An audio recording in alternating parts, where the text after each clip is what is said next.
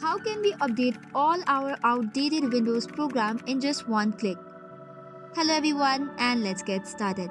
So if you want to know which of the Windows programs are outdated and which needs update, for this first of all you need to open your command prompt and run it as administrator. So for that you can click in the search box. After this type cmd and run it as administrator. The first command that you need to run to know about the outdated Windows program is WINGET update. Once you tap on the enter button, you will see all the program files and its version along with the available version.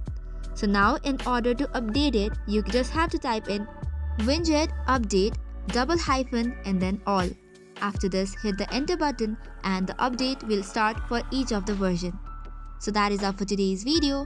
For more such contents, do not forget to hit the like and subscribe button. Thank you and keep watching.